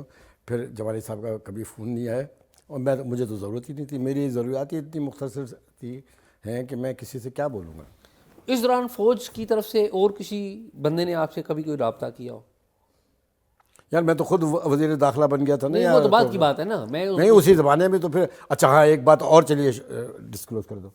میں نے بات جب یہ یہاں کا تو ہو گیا ٹھیک کہ پرائم منسٹر کا تو ہو گیا. اب مسئلہ ایم کیو ایم نے کہا کہ بھئی ہم آپ کو ووٹ تو دے دیں گے لیکن ہم آپ کو ساری چیزیں ہوں گی. تو بڑا پرابلم بنا ہوا تھا کہ مذاکرات یہ ہر دفعہ اپ اور ڈاؤن ایم کیو ایم پہ یہی الزام ہوتا ہے یار یہ چلتے چلتے پھر ٹریک سے ہٹ جاتے ہیں. تو میں نے کہا کہ تو مجھے یہ بات پتہ تھی. اس سے پہلے بھی ایک مذاکرات ہو رہے تھے مسلم لیگ نون کے ساتھ جس میں جتوئی جو تھا وہ سی ایم بنا تھا. تو وہ مذاکرات ہوئے تھے دبئی میں. اس میں بھی میں موجود تھا اور وہاں سے مذاکرات کرائے تھے. اس کے بعد مذاکرات پھر تعطل کا شکار ہو گیا کہ ہم پروونشل گورنمنٹ میں نہیں آئیں گے، اس میں نہیں آئیں گے کیونکہ قاف والے وہاں پہ آنا تھا اور ہم اکثریتی پارٹی تھے وہاں کے. تو اب ایم کیو ایم نے کہا کہ بھائی آپ گورنر جو ہے آپ ہمیں دیں. یہ ایم کیو ایم کی طرف سے فلوٹ ہوا نام. اس میں ڈیلے ہو رہا تھا. تو ڈاکٹر عبدالقدیر خان میرے بہت اچھے دوستوں میں سے تھے. مکہ اور مدینہ کی دوستیاں تھیں ہماری. وہ جب آتے تھے ہم ملتے تھے ان سے. ان کے بدترین حالات میں بھی میں ان سے ملتا تھا. جب اسلام آباد آتا تھا تو پہلے چائے ان کے پاس پیتا تھا پھر جاتا تھا کیونکہ برے وقتوں میں چھوڑ دینا تو یار یہ تو ہمارا شیوہ ہی نہیں ہے نا یار. تو ڈاکٹر قدیر خان نے کہا یار کیا ہو رہا ہے یہ سب. میں نے کہا یار یہ ساری چیزیں ہیں. تو میاں فاروق ایک انڈسٹریلسٹ ہوتے تھے، وہ سب کے دوست تھے. انہوں نے چودھری شجاعت صاحب کو ڈنر پہ بلایا ڈاکٹر قدیر خان کے کہنے پہ. تو وہ انکار نہیں کر سکتے تھے ان کو. یہ لوگ پہنچے اور ڈاکٹر قدیر خان نے کہا کہ روف تم بھی آ جاؤ. لیکن یہ نہیں تھا کہ ہم کیا بات کریں گے. لیکن چودھری شجاعت کی وجہ سے میں گیا. تو ابھی چودھری صاحب کو ریسیو کر کے ہم ڈائننگ ہال کی طرف جا رہے تھے تو ڈاکٹر قدیر خان نے ان سے کہا کہ بھائی ان کو حکومت میں لینا، آپ حکومت میں کیوں نہیں لیتے ان کو ایم کیو ایم کو. انہوں نے کہا مجھے کوئی اعتراض ہی نہیں ہے. میں نے کہا تو اعتراض ہے نا، آپ گورنرشپ کیوں نہیں دے رہے ہیں؟ ہم سیکورٹی رسک ہے یار، ہم گورنر نہیں بن سکتے. تو چودھری شجاعت نے کہا لے لو گورنر. وہ جیسے انہوں نے کہا گورنر کا، میں نے کھٹ سے فون ملا دیا. میں نے کہا یہ بات کو آگے بڑھائیے. چودھری شجاعت نے تو کہا ہے کہ گورنر لے لو. تو پھر وہ نام پھر یہاں پہ ہوا تو وہاں سے بھی آ گیا. چودھری شجاعت صاحب جو تھے نا ان کا مین کردار تھا. اور کسی اور کا ہوگا تو مجھے نہیں معلوم. یہ تو کیا یہ سچ نہیں ہے کہ جنرل احتشام ضمیر نے 2002 کے الیکشنز کو مینیج کیا تھا اور پھر بعد میں حکومت سازی کا ایک کردار وہ بھی ادا کرتے رہے تھے جو کہ اس وقت ڈی جی سی تھے آئی ایس آئی کے ایم کیو کو جتانے کے لیے؟ جی ارے بابا 2 سیٹیں ایم کیو مین اپنی ہار گئی تھی. ایم کیو ایم کو کسی کی ضرورت نہیں تھی الیکشن جیتنے کے لیے، کبھی بھی نہیں ضرورت پڑی. بلکہ ہمارے ووٹوں کی ضرورت پڑتی تھی اور ہم ان حضرات کے کہنے سے ووٹ دیا کرتے تھے جنرل صاحب جو میں نے سنا میرا ملاقات کبھی بھی نہیں ہوئی، لیکن ظاہر سی بات ہے یہ لوگ پوری گورنمنٹ کا حصہ تھا نا یار. اچھا کمنگ بیک کہ گورنر صاحب وہ بن گئے بعد میں ہو گئے، وہ تاریخ ہو گئی. ٹھیک ہے، اب کمنگ ٹو یو 2002 میں آپ ہوم منسٹر بنتے، کیسے بنتے ہیں؟ ایکسائز اینڈ ٹیکسیشن پہ تھے. پہلے ایکسائز پھر بعد میں اس میں آتے. پھر اس کے بعد گورنمنٹ وہ ہوئی تو پھر ہوم منسٹر، پھر اس کے بعد کلچر اینڈ ٹورزم، پھر اس کے بعد انڈسٹری اینڈ کامرس. ٹھیک. اور بڑے وقتوں میں یعنی کہ 2002 سے 2006 تک جب کرائسس شروع ہوا تو آپ نہیں ہیں. نہیں 2006 میں نہیں آپ وزیر ہیں نا، لیکن ہوم منسٹر نہیں ہے نا اس وقت. اس وقت ہوم منسٹر نہیں تھا، انڈسٹری اینڈ کامرس میں تھا. اور پھر یہ تو 2016 کی بات ہے. جی ہاں، یہ تو بعد کی بات کر رہے ہیں نا، میں تو پہلے کی بات. 2006 میں تھا نا، میں 2006 میں تھے لیکن وزیر داخلہ تھا. میں ساتھ میں نہیں تھے نا. ساتھ میں نہیں تھا. ساتھ میں جب 12 مئی ہوا. نہیں وہ میرے ہٹنے کے تقریباً 1.5 مہینے کے بعد، 1 مہینے کے بعد یہ واقعہ ہوا. ٹھیک ہے. اچھا میں آپ کے دور وزارت میں آ جاتے ہیں. آپ کے دور وزارت میں جو سب سے بڑا ایک چیلنج تھا جب آپ پاور میں آئے، تو وہ تمام پولیس اہلکار جو 92 کے آپریشن میں تھے ان کو چن چن کے مارا گیا. میرے دور میں؟ جی وہ قتل ہوئے تھے. نہیں یہ غلط ہے. یہ اسٹیٹسٹکس جا کے دیکھیں، ٹائپ کریے. یہ مجھ سے بہت پہلے کی بات ہے، 92 سے آپریشن ہوا تھا. لیکن ان کے کیسز تو تھے نا آپ کے بندوں کے خلاف. وہ الگ تھا، وہ ساری باتیں الگ تھی.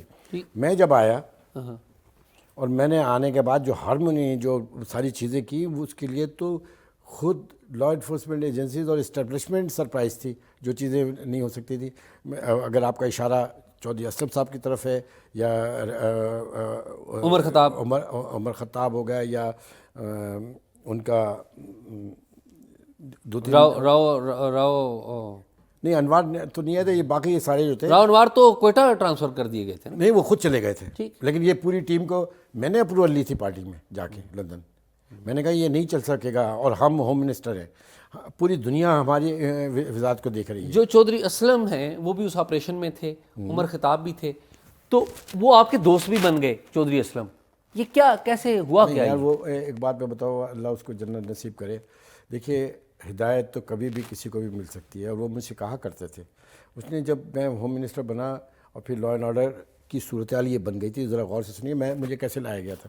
میں ہمارے ایم کیو ایم کے 2 سینئر وزیر داخلہ، مشیر داخلہ آفتاب شیخ جو بہت بڑے لائر بھی تھے، وہ فلاپ ہوئے.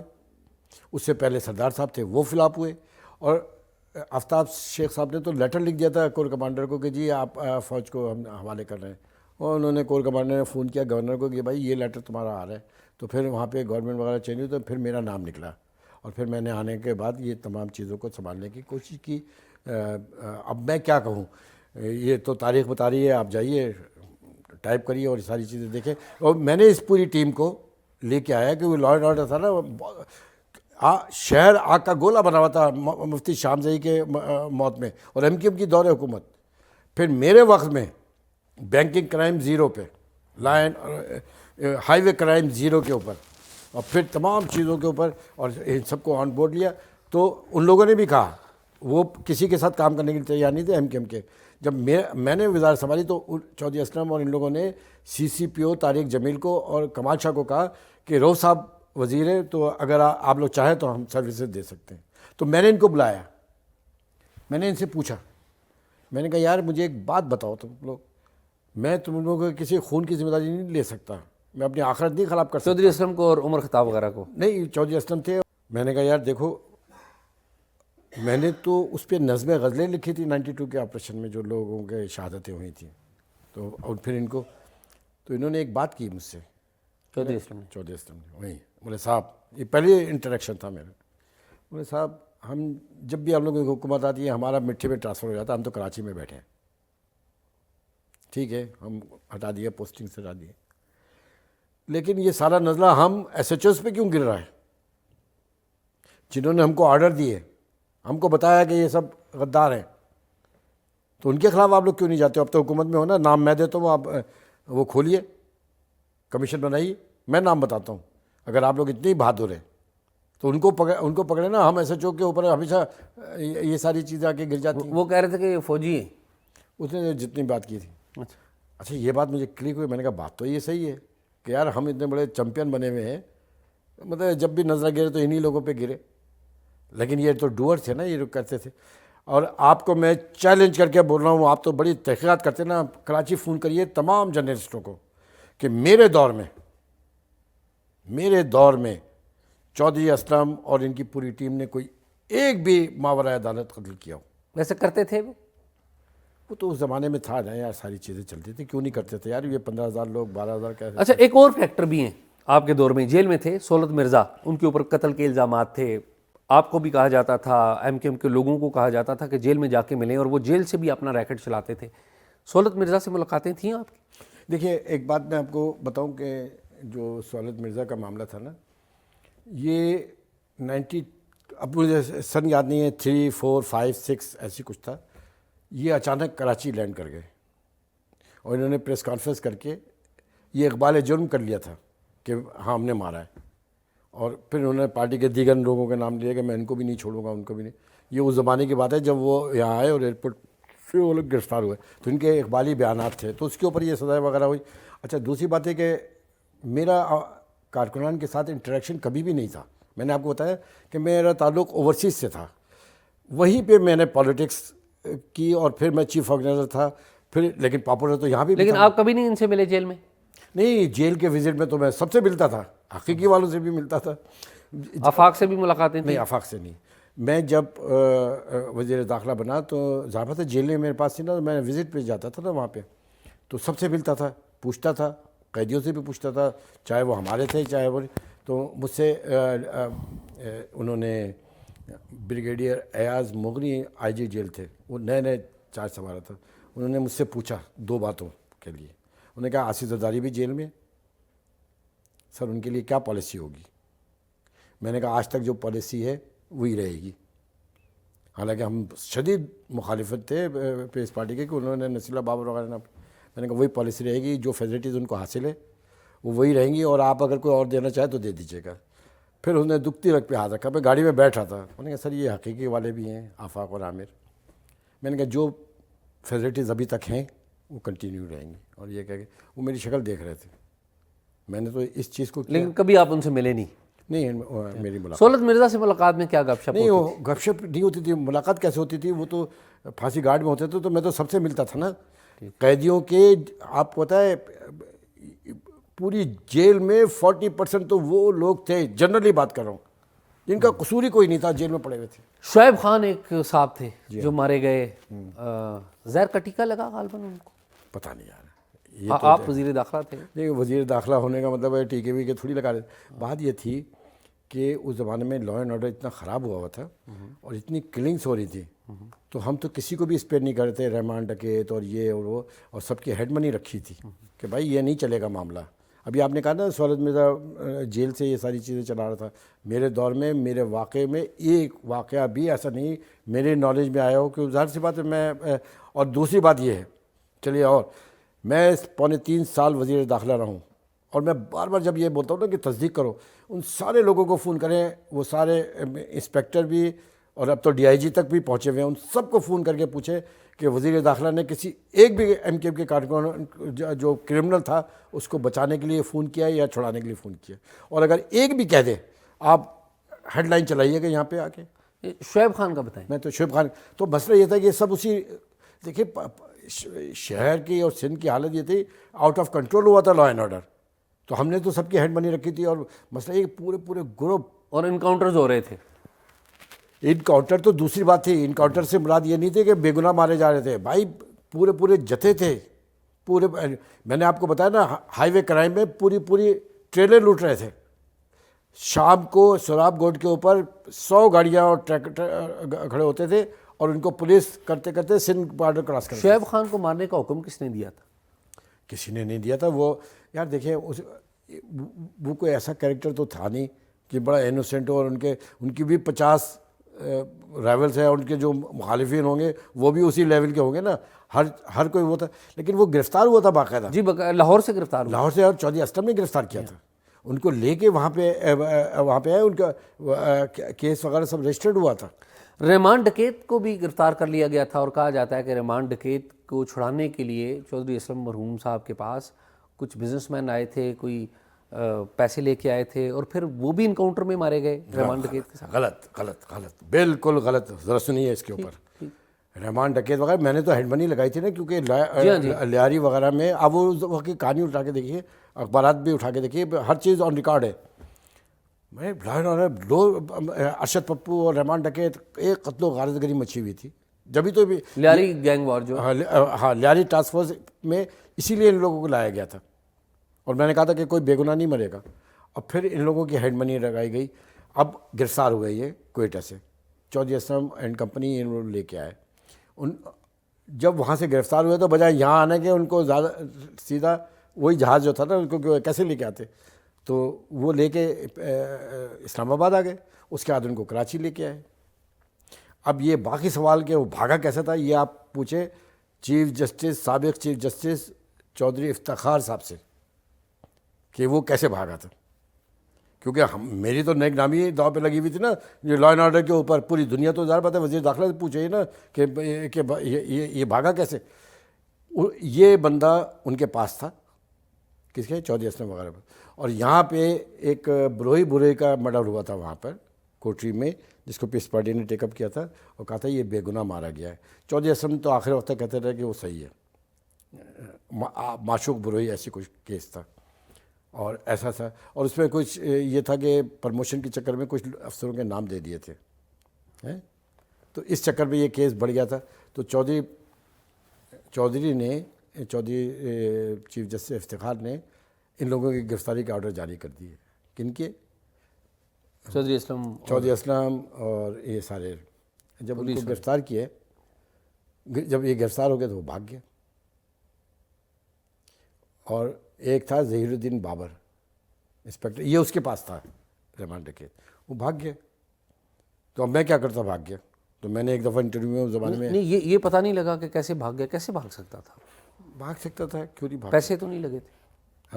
پیسوں کا نہیں, غلط ہے. چودھری اسلم نے کوئی پیسے نہیں لیے. مجھے نہیں پتا, میں تو پوچھ رہا ہوں. نہیں, میری نالج کے مطابق تو ایسا نہیں تھا.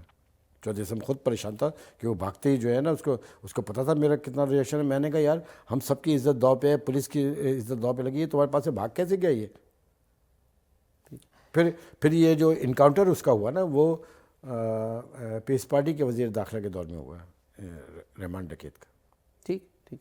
اچھا یہ بتائیں, کمنگ بیک, اب وہ بہت آگے چلی گئی بات, میں کوئکلی اینڈ کی طرف آتا ہوں. 22 اگست 2016 کو الطاف حسین صاحب ایک تقریر کرتے ہیں, اور پھر پارٹی ایم کیو ایم جو سب سے طاقتور جماعت تھی وہ ٹوٹ جاتی ہم دیکھتے ہیں. اس سے پہلے فوج کے ساتھ مذاکرات ہو رہے ہیں, اور وہ مذاکرات آپ کروا رہے ہیں. کچھ تھوڑا بتائیں تفصیل کیا ہے. دیکھیے 2 دفعہ مذاکرات ہوئے تھے, اس سے پہلے بھی مذاکرات ہو رہے تھے, لیکن پھر ایک مذاکرات گورنر ہاؤس میں ڈاکٹر عشرت علی بات بھی کرواتے تھے. جی نہیں, وہ میڈیٹر تھے دونوں, وہ بلا لیتے تھے, ان کے پاس ہوتے تھے, وہ بیٹھ کے سنتے تھے. ہاں, لیکن تو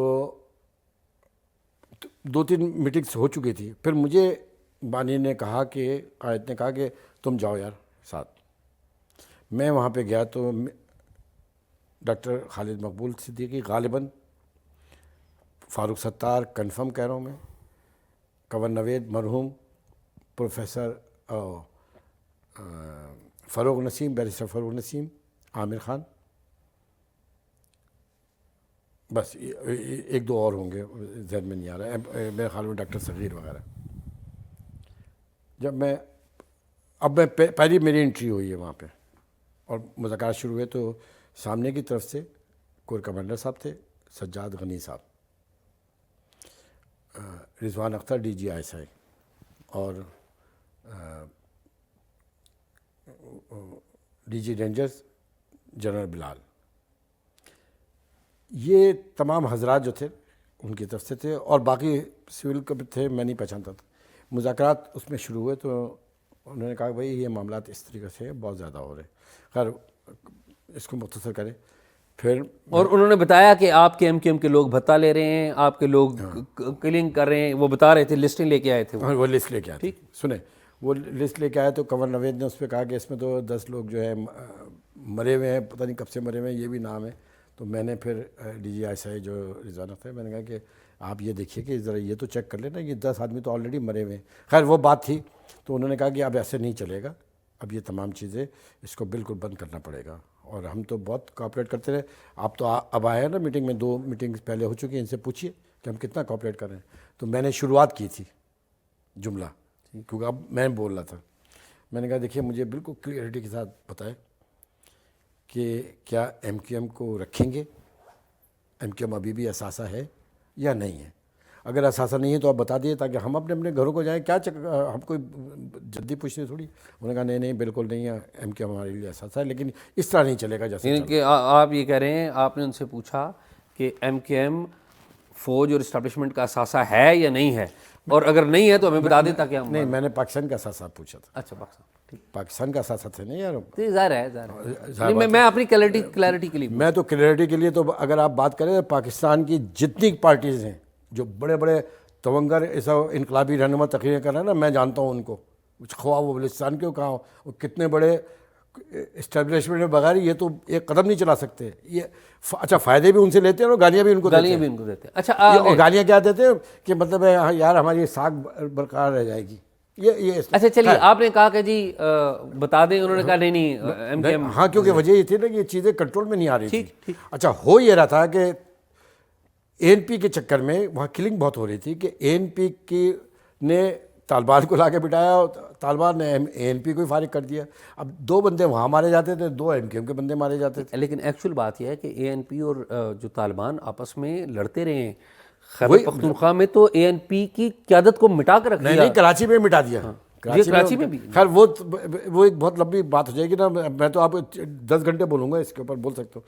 لیکن وہاں پہ تمام چیزیں تھیں. میں یہ نہیں کہہ رہا ہوں کہ ایم کیو ایم انوسینٹ، میں آپ کو واقعات بتا رہا ہوں. یہ تو میں نے کہا کہ ٹھیک ہے. پھر میں نے بات چیت کی، تو جب یہ ساری باتیں ہوئی تو انہوں نے کہا کہ دیکھیے ہم اس وقت دہشت گردی کی بدترین حالات میں اس وقت کر رہے ہیں، آپ لوگوں کی ہمیں بلائنڈ سپورٹ چاہیے. تو میں نے کہا بالکل ٹھیک ہے. خیر یہ ساری باتیں ہوئیں، رات کے 1:30 بج گئے. میں نے کہا ٹھیک ہے میٹنگ. میں نے کہا میں بات کرتا ہوں. میں نے لندن بات کی، وہیں سے گورنر ہاؤس سے. میں نے کہا ہم صبح کی فلائٹ سے آ رہے ہیں، کیونکہ ظاہر بات ہے اتنی بڑھیا. اور میں پہلی دفعہ بیٹھا ہوتا آگے، اور انہوں نے جو باتیں بتائی وہ صحیح باتیں بتائی تھی. ٹھیک. اور بڑے وہ الزامات ٹھیک تھے، وہ الزامات کم زیادہ اپنی جگہ تھے. لیکن بات یہ تھی کہ وہ کنسرٹ تھے کہ کراچی کے اندر یہ ظلم نہ ہو. میں بھی کہہ رہا تھا یہ نہ ہو. کون پسند کرے گا اس کو؟ جان تو چھوٹے نا کسی کا. وہ رائٹلی کنسرن تھے آپ یہ کہہ رہے ہیں. میں یہ کہہ رہا تھا کہ کم از کم ان کو یہ پتہ چل جائے کہ یار یہ لوگ نہیں ہیں، یہ ہمارے ساتھ تعاون کر رہے ہیں، اور ہم تعاون کر رہے تھے. میں نے فروغ نسیم کو لیا اور سیدھا لندن گیا. وہاں جا کے میں نے صبح ناشتے پہ بیٹھ کے بات کی. میں نے کہا یہ بات تھی. وہ بے انتہا خوش ہوئے، کہہ رہے ٹھیک ہے لکھو بیان. تو فروغ نسیم سے کہا یار تم ہی لکھو. میں نے کہا نہیں بھائی آپ ہی لکھوایا. تو پھر انہوں نے بیان لکھوایا حمایت میں، فوج کی حمایت، کہ دہشت گردی کیا ہے. ظاہر ہے کہ ہم فوج کی حمایت. اور بڑا بھرپور بیان تھا، بڑا یادگار. یاد ہے نا وہ بیان وہاں سے جاری ہوا. ہم بھی مطمئن یہ بھی کہ یار اب چلو ایک جان تو چھوٹی نہیں یار، یہ تو یہ کلنگ ہو رہی. 4-5ویں دن جو ہے وہ لال قلعہ جو تھا اس میں تقریر تھی اور اس پہ گالم گلوچ ہو گئی. میں نے کہا یار یہ کیا ہو گیا. وہ ساری چیزیں پھر ختم ہو گئی. 1 ہفتے کے بعد پھر انہوں نے بانی نے کہا کہ یار مذاکرات کرو پھر دوبارہ. میں نے کہا عشرت العباد کو بولے. پھر دوبارہ میٹنگ ہوئی، انہوں نے پھر وہی باتیں کی. میں نے پھر فروغ نسیم کو ان کو لے جا کے بات کی. پھر وہاں پہ پوری رابطہ کمیٹی بیٹھی تھی. میں ان لوگوں کے اوپر بھی گرم ہو گیا. میں نے کہا یار تم لوگوں نے کیا لگا رکھا ہے لندن میں. لندن کی بات کر رہا ہوں میں. بانی نے کہا کہ یار جاؤ تم لوگ بناؤ بیان اور کرو پریس کانفرنس یہاں لندن میں کرو. ہم نے کہا نہیں ہم کراچی میں جا کے کرتے ہیں. ہم آئے اور 4-5-6 دن کے بعد پھر وہی سملر. اس کے بعد انہوں نے یہ ٹی وی کو توڑ دیا جو ہم مذاکرات کر رہے تھے اور یہ سارے. تو مسئلہ یہ تھا کہ کسی نے مجھ سے سوال بھی کیا تھا. یہ مسئلہ یہ تھا کہ پھر کیا ہوا جب اتنی ساری پازیٹیو چیزیں ہو رہی تھیں. تو یہ ہو یہ رہا تھا. اب مطلب ہاکس تو لندن میں بھی تھے, ہاکس یہاں پر بھی تھے. ہاکس کون تھا ویسے؟ یار میں کیا بولوں کسی کو, مرنے مرانے والے. اب کیونکہ یار دیکھو, میں بول دوں اور وہ نہیں ہو تو میں کسی کا گناہ کیسے سر لے لوں. لیکن یہ طے تھا کہ ان کی بیماری کا شدید فائدہ اٹھائے گا. مطلب میں تو کچھ نہیں کر سکتا نا. چلیے خیر, ہم نے دیکھا 22 اگست کو پھر میں گرفتار ہو گیا. ٹھیک, جی ہاں. پھر 22 اگست آ گیا. یہ بتائیے کہ آپ کے دور میں کراچی کے اندر ایک بہت بڑا کردار تھا, اس کا نام تھا بریگیڈیئر ہدا, ISI کے سیکٹر کمانڈر تھے. کہا جاتا یہ تھا کہ اوپر خدا نیچے ہدا. کیا یہ سچ ہے؟ واقعی وہ بہت پاورفل تھے؟ نہیں, پاورفل تو آج بھی جو ہے وہ بھی پاورفل ہوں گے نا, جب ایک جو ہیڈ کر رہا ہے تو وہ ہوگا. لیکن تھرولی وہ بڑا جنٹل آدمی تھے, میں ان کو بہت قریب سے جانتا ہوں. وہ وزیر داخلہ سے بھی پاورفل ہوتے تھے, وزیر اعلیٰ سے بھی پاورفل تھے. تو ابھی بھی جو ہوتے ہیں وہ سب سے پاورفل ہی ہوتے ہیں. لیکن مسئلہ یہ ہے کہ یہ تو پیس پارٹی کے اور دیگر لوگ جو تھے نا وہ ان کے لیے نعرے لگاتے تھے, کیونکہ ظاہر سی بات ہے کہ وہ پورے سندھ کو دیکھتے, اور جو بھی انٹیلیجنس سروسز ہوتی ہے وہ تو ظاہر بات ہے پاورفل تو ہوتی ہے. یہ تو ہے. میں تو وہ اللہ ان کی مغفرت فرمائے, اچھے آدمی تھے جو جہاں تک میں جانتا ہوں. باقی کیا تھا کیا نہیں تھا وہ اللہ جانے اور وہ جانے. مجھے یہ بتائیں, میں آخری 2 سوال.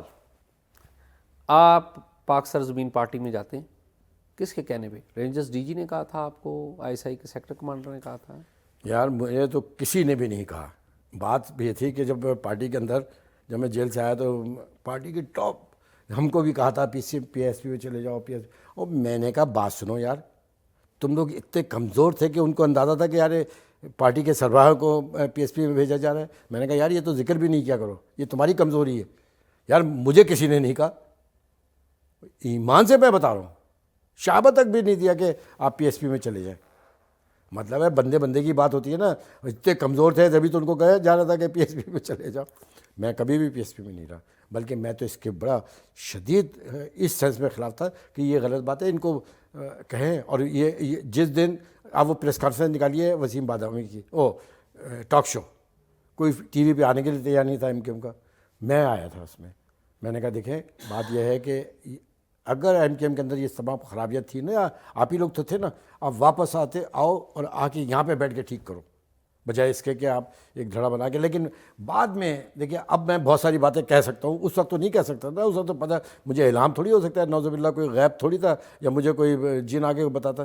مسئلہ یہ تھا کہ اس وقت تو نہیں تھا, لیکن آج تو میں کہہ سکتا ہوں کہ یہ سارا ایپیسوڈ MQM کی کوتاہیاں, خامیاں, غلطیاں آپ ڈالنا چاہیں بالکل ڈالیں, اور تھا بھی غلطیاں تو ہوئی ہیں, بلنڈرس ہوئے ہیں. لیکن یہ بھی بات طے تھی کہ عمران خان صاحب کو مینیج کیا جا رہا تھا, ان کے لیے سارے پروگرام مینیج ہو رہے تھے. اور یہ 2018 کے الیکشن نے ثابت کیا کہ بانی کا بھی یہی خیال تھا کہ 10 سیٹیں MQM کی, جیتی ہوئی سیٹیں PTI کو دلائی گئیں, اور 6 سیٹیں جو لی گئیں وہ ڈنڈا ڈولی کر کے پھر حمایت بھی کرائی گئی.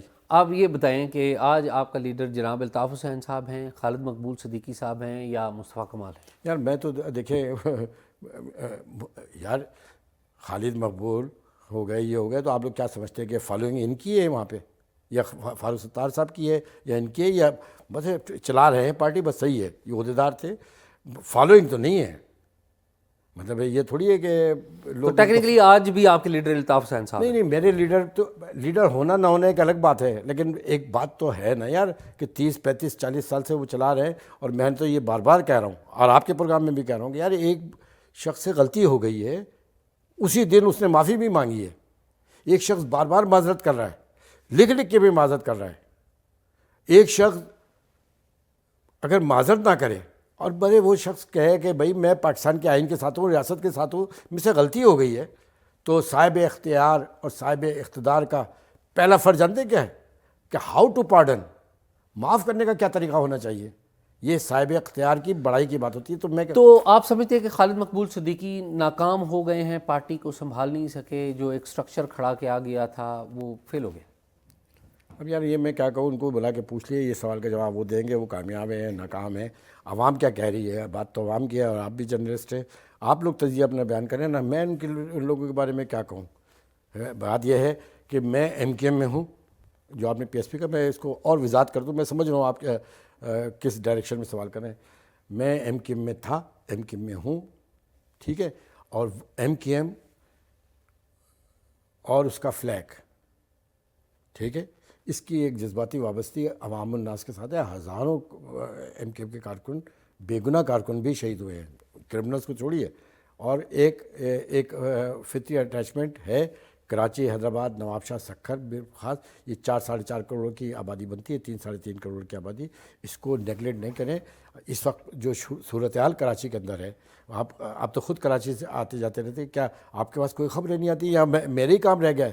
ایک میرے ذمے کیوں ہے کار احتجاج، ایک میرے ذمے کیوں ہے کار احتجاج، بولنا سب جانتے ہیں، بولتا کوئی نہیں. بہت شکریہ آپ کا، بہت شکریہ. آپ نے اصل میں مجھے جو کہا تھا کہ نیشنل اور انٹرنیشنل سیناریو میں ہم گفتگو کریں گے، اور پاکستان کی یہ جو صورتحال بنی ہوئی ہے اس میں، تو میں ذہنی طور پہ تو وہی کہنے کے لیے آیا تھا، لیکن آپ نے تو پوری نہیں، میں بڑا آپ کا مشکور ہوں. میں نے بالکل وہی باتیں کرنی تھی، لیکن آپ ایسی شخصیت ہیں جو تاریخ دیکھا ہے، تو میں تاریخ کا طالب علم ہوں، تو میں نے اس لیے تاریخی سوال کیے. تو میں اگین آپ کا شکر گزار ہوں کہ آپ نے کھل کے باتیں کی ہیں. بہت اچھا اور کیا، بہت اچھا کیا. میں آئی تھورولی انجوائڈ. نہیں، بہت اچھا کیا کہ دیکھیے، ایک پاکستانی نیشنلزم کے لیے ضروری ہے کہ آپ اپنی آنے والی نسلوں کو صحیح تاریخ بتائیں. اور میں تو یہ بھی چاہتا ہوں کہ اگر الطاف حسین صاحب معافی مانگ رہے ہیں تو میرے خیال میں ان کی معافی سن لیں تو کوئی بری بات نہیں. بہت شکریہ.